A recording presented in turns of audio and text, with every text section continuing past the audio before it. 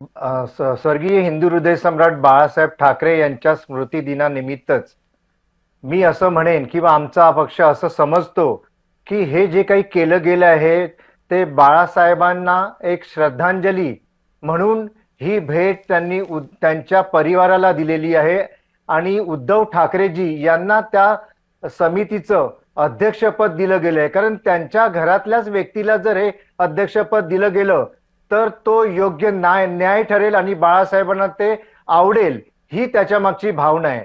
आपण सर्वांनी आपापले विचार मांडले. दोन आपले जे काही राजकीय विश्लेषक आहेत त्यांनी सुद्धा त्यांच्या मनातील गोष्टी मांडल्या. परंतु ज्याप्रमाणे आपण म्हणालात की भारतीय जनता पार्टीने एका दगडात दोन पक्षी मारले आहेत किंवा राजकीय खेळी खेळलेली, तर असं काही नाहीये कविताजी. या महाराष्ट्राची जनता अतिशय सुसंस्कृत आणि हुशार आहे. ती दूधखोळी मुळीच नाही की भारतीय जनता पार्टीने म्हणा किंवा या सरकारमध्ये महायुती सरकारच्या तिन्ही पक्षांनी मिळून उद्धव ठाकरेजी यांना अध्यक्षपद दिलं म्हणजे आता जनमत बदलेल, तर असं मुळीच होणार नाही. जनता हुशार आहे.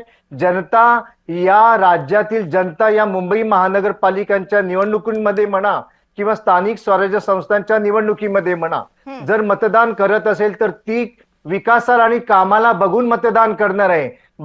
उद्धव ठाकरेजी आणि त्यांच्या पुत्राला किंवा आणखीन एका व्यक्तीला या समितीवर घेतलं, चला आता आपण भारतीय जनता पार्टीला मतदान करूया, असं मुळीच होत नसतं. एवढा हा क्षुल्लक गोष्ट नाही ती. मतदारांना आपण एवढं हे समजू शकत नाही की ते आता यांना मतदान करणार.